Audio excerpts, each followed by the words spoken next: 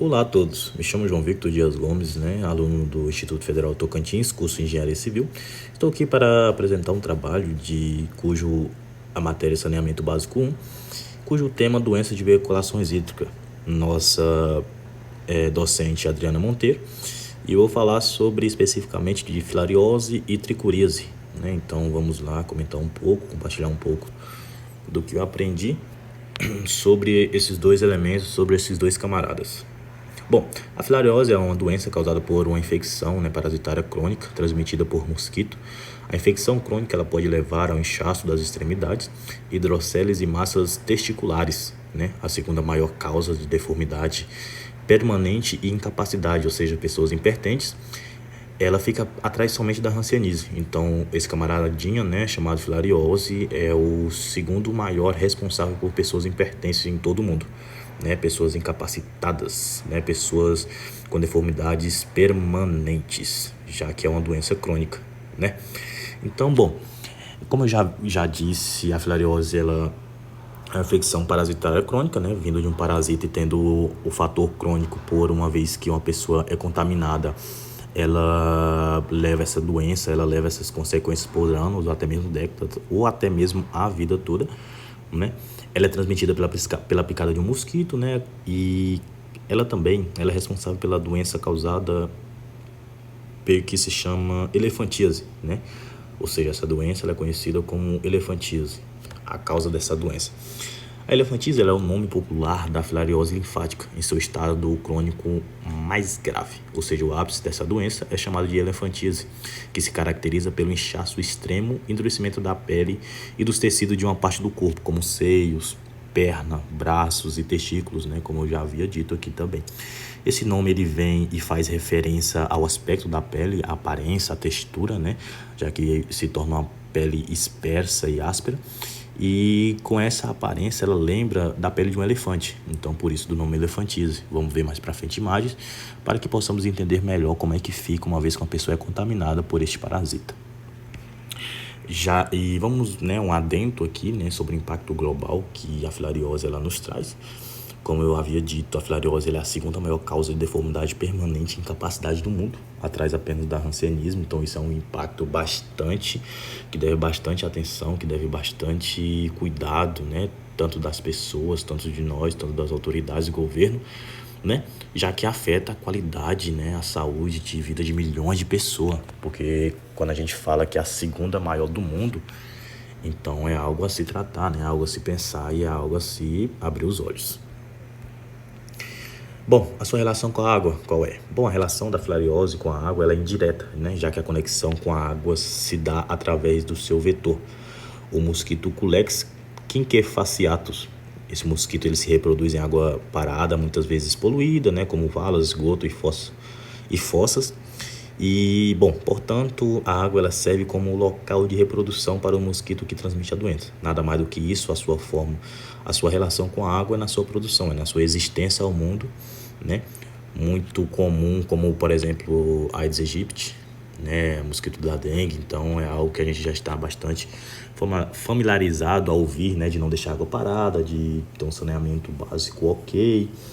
E tá aí mais um parasita que vem através das águas paradas que a gente deve se cuidar, e prevenir.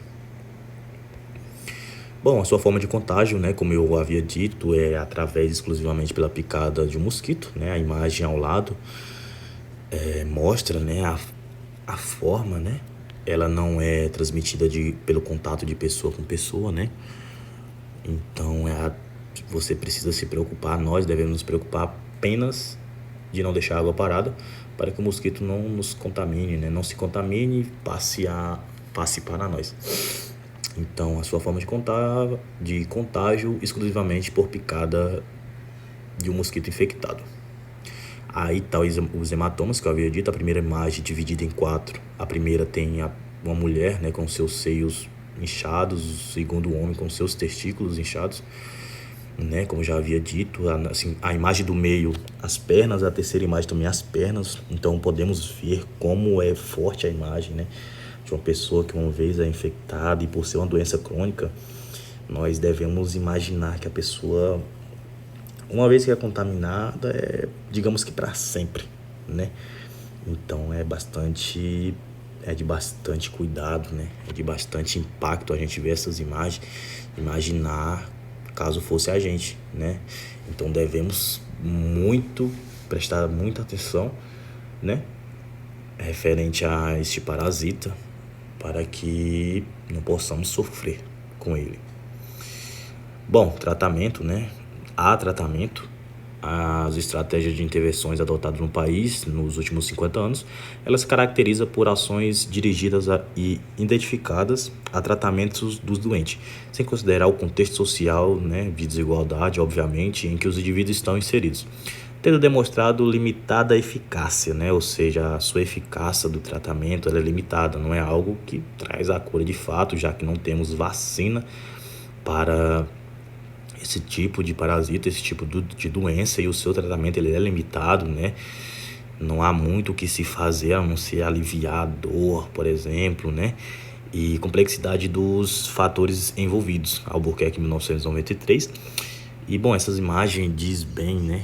Por exemplo, o primeiro tipo de tratamento, uso de medicamentos, né? Como medicamentos antiparasitários, né? Como ivermectina, e o albendazol, palavra bastante, né, complicada, palavra de remédio, mas enfim, são remédios para eliminar as filárias presentes no organismo, né?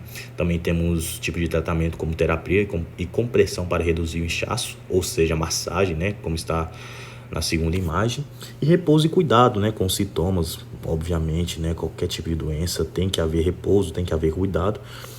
E um desses cuidados, por exemplo, é a limpeza da pele afetada, né, e o tratamento de infecções secundárias, como está na terceira imagem, né? Uma vez que você tem esse tipo de doença, de inchaço, ele vai trazer feridas, ele vai trazer inchaço, há esse tipo de tratamento, né? Como eu disse, é limitado, porém é o que temos, né?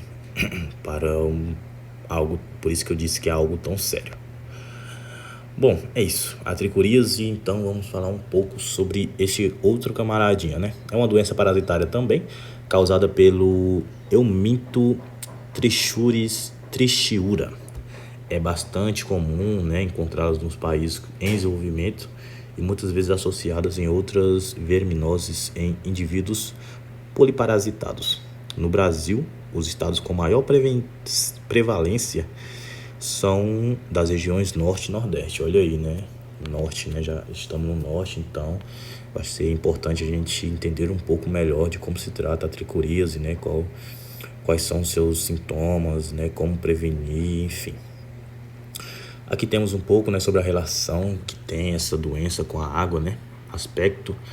Aqui temos a transmissão, higiene, solo úmido e agricultura, né? E tem a relação com a água. Ou seja, a transmissão é a ingestão de água contaminada com ovos.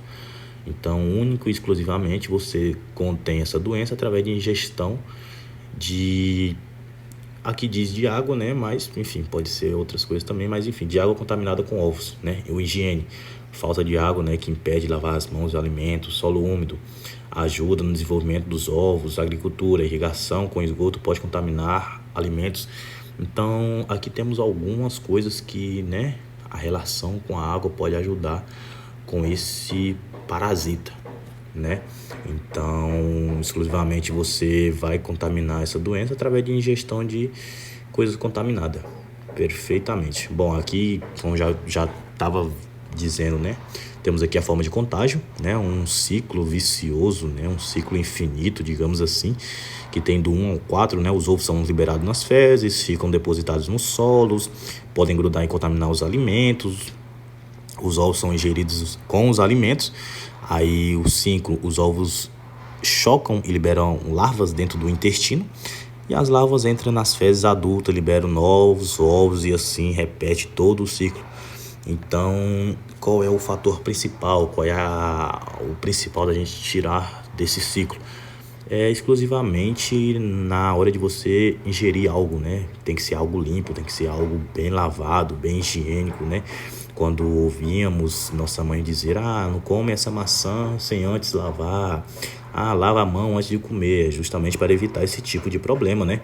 Do tricoríase, né? Um dos problemas que podemos ter. Então, essa é a forma de contagem. Ingestão, né? Ingerir algo contaminado. Aqui tem alguns dos sintomas, né? Dor abdominal, perda de peso, anemia, dor ou desconforto ao evacuar, náuseas ou vômito, dor de cabeça constante, anemia ferropriva, baqueteamento digital, que é o alargamento da ponta dos dedos e das unhas. Então, esses sintomas são, né, o que o tricoríase pode trazer, né? Por ser um parasita que age dentro do intestino, né? Dentro da gente, então são esses os sintomas, né? E às vezes pessoas, né? Tô com dor de cabeça muito constante. Eu perdi muito peso. Eu tô anêmico, dor abdominal. Então pode ser o tricoríase, né? Pode ser algo que você comeu que não estava tão, né, higiênico, né? Que foi contaminado pelo tricoríase e você infelizmente absorveu essa doença. Aqui temos o tratamento, né, do tricoríase, que é uma tabela que eu retirei, né, tem a fonte aí. E uma tabela bastante interessante, né, porque em uma coluna nós temos medicamentos, né, como mebendazol, albendazol, ivermectina, né, o nitazon sacnida, né. Aí a outra coluna, né, verticalmente falando, tem um mecanismo de ação, dose, efeitos adversos e observações, né. Estará disponível o slide para quem quiser saber sobre mais o tratamento, mas vou citar apenas o primeiro. Por exemplo, o tratamento com mebendazol, né? O mecanismo de ação, ele atua impedindo a captação da glicose, promovendo e diminuindo, né, o glicogênio e, consequentemente, do ATP, né? Que é fundamental para a vida do euminto. A sua dose é 100 mg 2 vezes por dia, né? Por 3 dias, ou 500 mg uma vez ao dia por 3 dias, né? Os efeitos adversos, né? Em altas doses observou-se leucopenia e elevação das transaminases, né? E observações a ser tomadas, né? Evitar o uso em gestantes, pessoas grávidas, né? Nas infecções por sepsis trichiúras, as taxas de curas ficam entre 70% a 90%, né? Mas temos tratamentos com os outros tipos de medicamentos também. E o tratamento de tricoríase é basicamente essas. Bom, aqui tá, né, algumas das referências bibliográficas, né, que eu utilizei no trabalho. E acredito que é isso. Os 2 temas, né, que eu utilizei para o trabalho, né, tudo que eu consegui extrair sobre filariose e tricoríase. Espero que tenha ajudado, espero que tenha compartilhado, espero que tenha sido bastante claro.